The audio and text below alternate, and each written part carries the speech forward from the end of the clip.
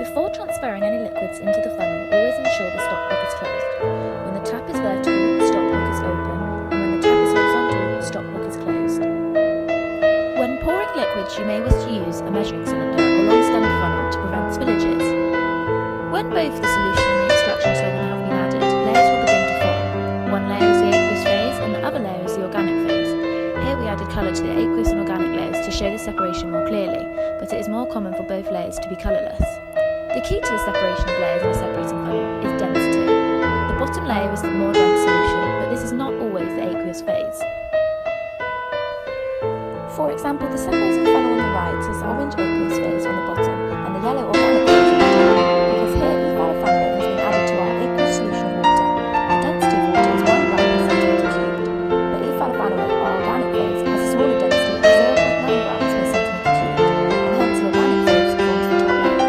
But on the left-hand separating funnel, the orange aqueous phase forms the top layer, and the bottom layer is the yellow organic phase. This is because an organic solvent called difluoromethane, DCM, was added to water, and DCM has a density of 1.3 grams per centimetre cubed.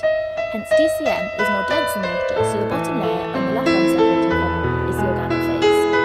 In order to carry out an efficient extraction, we must ensure that the organic and aqueous layers are very mixed. We do this by inverting the funnel. To begin with, you should remove the funnel from the tap or ring, holding it securely with both hands, and then turn the funnel upside down. When upside down, open the tap to release the pressure that may have built up during the mixing. Then using both hands, invert the funnel 2 to 3 times before opening the tap to release the pressure again. To ensure maximum mixing and maximum separation, you should repeat the process of 2 to 3 inversions followed by the opening of the tap another 5 to 10 times.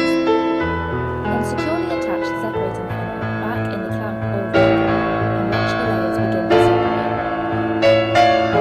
This separation shows that the dye that we added is coming to the organic phase, which is why the bottom aqueous phase has lost its colour.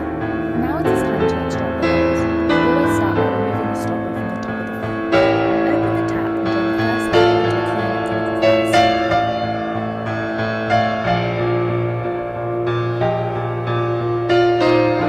Make sure you start to close the tap as the bottom layer drains out to slow the rate of flow, and to help you correctly close the tap when you can no longer see the separation between the two layers.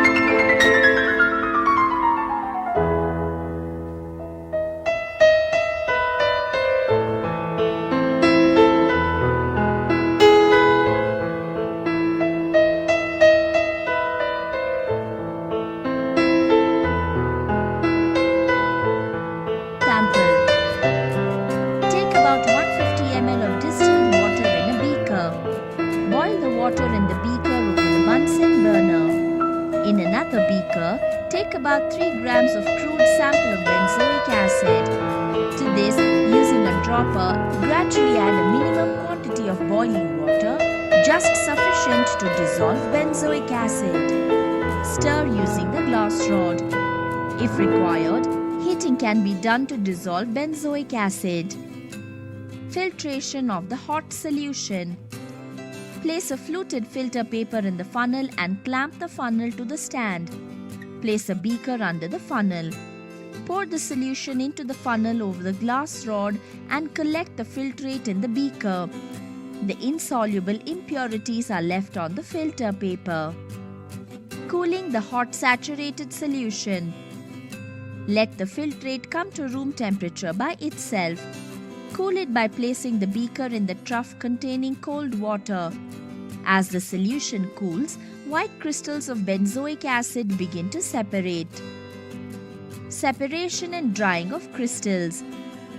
Clamp the funnel in which a filter paper is fixed to the stand. Place a beaker under the funnel and separate the crystals by filtration.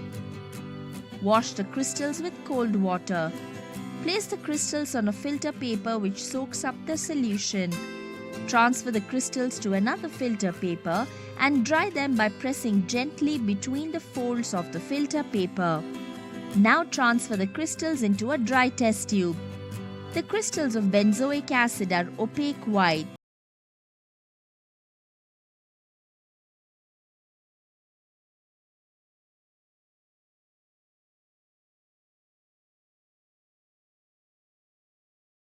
Chính của sắc ký trên cột là một cột sắc ký nhìn bên ngoài tương tự một ống burette dùng trong chuẩn độ acid base, nhưng lớn hơn. Bên trong có một cột chứa chất hấp phụ bề mặt, giả sử là silica gel, đóng vai trò pha tĩnh. Đặt một Erlenmeyer hay bình tam giác ở phía dưới cột, rồi đóng khóa. Đưa hỗn hợp hai chất cần tách riêng vào cột, thêm dung môi thích hợp, đóng vai trò pha động. Mở khóa, dung môi chảy xuống kéo theo các chất rắn cần tách với tốc độ khác nhau. Khi một chất tiến đến gần cuối cột hấp phụ bề mặt, thì đóng khóa. Chất màu xanh di chuyển nhanh hơn cho thấy nó tan trong dung môi tốt hơn và bị hấp phụ bề mặt yếu hơn. Đảo lại, chất màu đỏ di chuyển chậm hơn cho thấy nó tan trong dung môi kém hơn và bị hấp phụ bề mặt mạnh hơn như đã xét. Rời chỗ bình tam giác chứa dung môi và đưa vào một bình tam giác mới, mở khóa để thu dung dịch chứa chất rắn thứ nhất, chất màu xanh. Đưa bình tam giác chứa dung môi đã chiết trở lại vào dưới cột, rồi mở khóa để thu tiếp phần dung môi. Khi chất rắn thứ hai tiến gần đến cuối cột silica gel thì đóng khóa. Lại rời bình tam giác chứa dung môi, đưa vào một bình tam giác mới, mở khóa để thu được dung dịch chứa chất rắn thứ hai, chất màu đỏ. Để dung môi trong mỗi dung dịch bay hơi hết, ta sẽ thu được chất rắn tinh khiết. Như vậy,